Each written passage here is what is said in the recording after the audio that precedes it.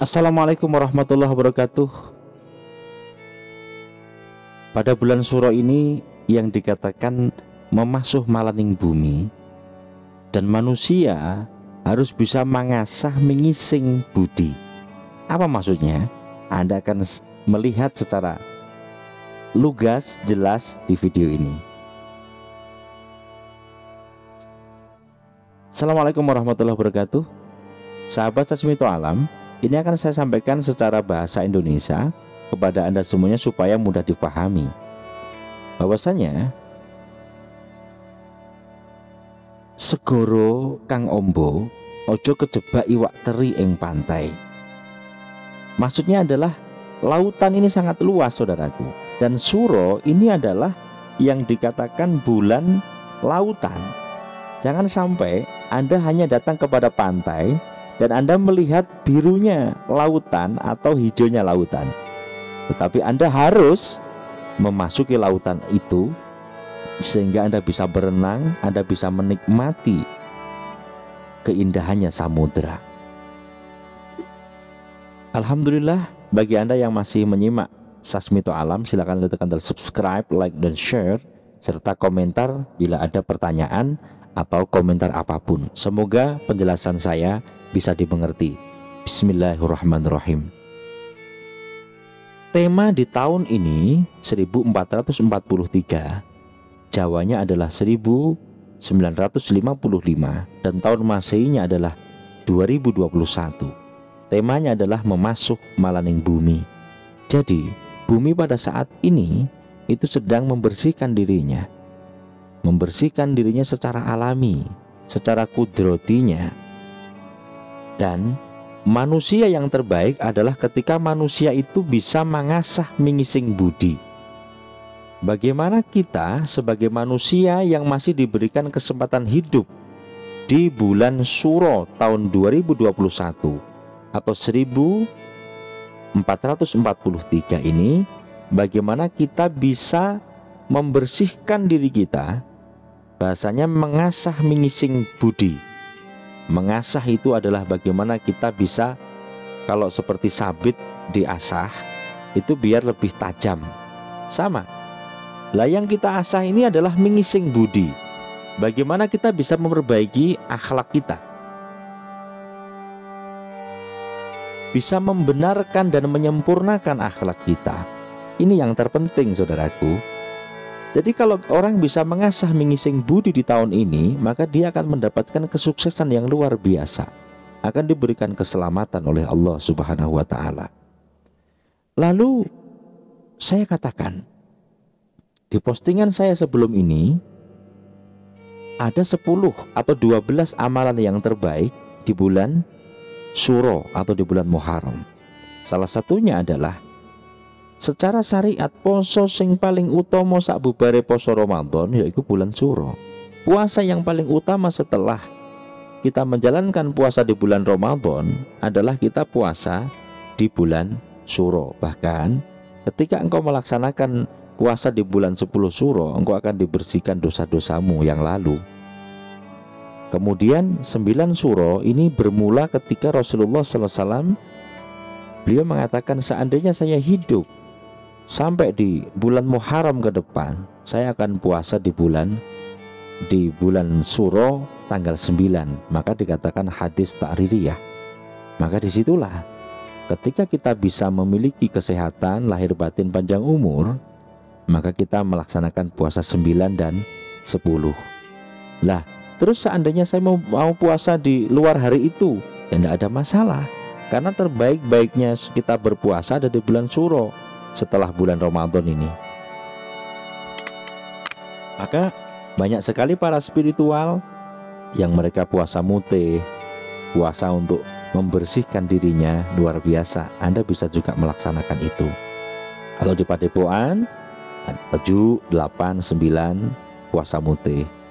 Kemudian nanti ondrowinan kita akhiran puasa malam 10 sembari kita ada jamasan rogo, jamasan kolbu. Kemudian setelah itu tanggal 10-nya kita mengikuti puasa sunnah Rasulullah dan sudah tidak mutih lagi. Dan nanti ada lagi banyak sesuai dengan guru Anda masing-masing. puasa adalah bulan Suro adalah bulan Segoro. Kenapa kok bulan Segoro? Karena bahasa puasa yang paling baik setelah bulan Ramadan adalah bulan Suro. Maknanya adalah ketika Al-Quran diturunkan di bulan Ramadan, Lailatul Qadar, maka penguatan dari Al-Quran ini di bulan Suro. Bahasa Segoro ini adalah bahasa ilmu. Utlubul ilma walau kana bainahu wa bainaka bahrun minan nar. Carilah ilmu walaupun di depanmu ada lautan api, seberangilah. Masya Allah, bahasa air, bahasa laut adalah bahasa ilmu. Maka kita harus prihatin, kita harus memasuki zona ilmu itu untuk mengupgrade jiwa dan raga kita. Tidak ada cara lain untuk mengupgrade jiwa dan raga kita kecuali kita belajar ilmunya Allah Subhanahu wa ta'ala. Bulan Suro ini sangat penting untuk Anda untuk menjalankan tirakatan-tirakatan. Dan temanya adalah bagaimana kita bisa hormat kepada Rasul. Babatnya Nabi Musa alaihissalam ketika dikejar Fir'aun, babatnya Nabi Yunus alaihissalam ketika dimakan oleh ikan, kemudian babatnya Nabi Ibrahim ketika dibakar oleh Raja Namrud, kemudian babatnya Nabi Nuh, kemudian babatnya yang dikatakan Nabi Muhammad SAW, dan banyak rasul-rasul yang lain yang diberikan kemenangan di bulan Suro ini.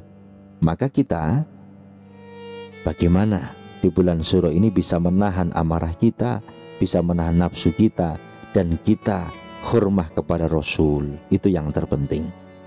Selanjutnya, saya tuliskan di sini hormat Rasul. Bagaimana caranya? Ada sekul suci ulam lembaran, nasi yang suci atau nasi wudhu, atau dikatakan nasi uduk, disandingkan dengan ulam lembaran atau ingkung, ayam secara utuh disediakan. Ini kalau adat orang Jawa ya. Maknanya adalah di bulan Suro ini bagaimana kamu bisa mensucikan dirimu dengan pertanda makan, mempersiapkan yang namanya nasi arum, nasi yang wangi, ya, nasi yang enak, yang gurih, nasi yang suci. Maka sucikan dirimu. Dan ulam lembaran bersedekahlah kamu, jangan engkau tahan secara totalitas. Makanya kalau ayam jangan dipotong-potong, tapi secara total berikan kepada orang-orang yang membutuhkan, syukuran, tirakatan, ondrowinan, dan seterusnya. Kemudian gudangan. Gudangan bermakna bagaimana kita bisa membersihkan gudang. Gudang itu adalah jasad kita. Dengan kita wudhu, dengan kita sodako, ini bahasanya adalah gudangan. Kita bisa membersihkan jasad kita. Yang kedua adalah kuluban. Setelah jasad kita dibersihkan, maka kita adakan kuluban. Bagaimana kita bisa membersihkan hati kita? Dengan cara perbanyak zikir, perbanyak melek, atau kita terjaga di malam hari, perbanyak sholat tahajud, atau perbanyak Anda tirakatan yang lain. Kami persilahkan kepada Anda sesuai dengan agama dan kepercayaan Anda masing-masing. Kemudian gedang rojo, pisang raja. Dalam rangka kita menghormat Rasulullah, maka kita harus punya gedang rojo, bermakna rojak kepada Allah Jalla Jalaluhu. Jangan engkau berharap kepada manusia, tapi berharaplah, berojaklah dirimu, berharapkanlah kepada Allah Subhanahu wa ta'ala. Ini adalah sandi kang wis cinandi. Ini yang diajarkan para leluhur kita untuk mengasah budi kita. Jangan tinggalkan budayamu. Arab digarap, tapi Jowo digowo. Subhanallah, sebegitu indah orang Jawa, saudaraku.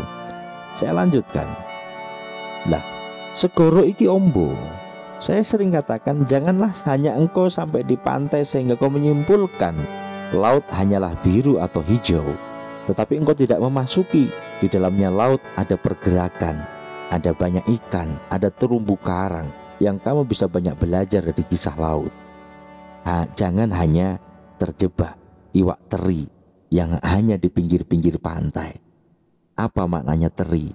Teri bahasa Jawanya adalah menginginkan hartanya orang lain, menginginkan untuk disuguhi orang lain, menginginkan untuk diberikan, ibaratnya dianterin rizki sama orang lain.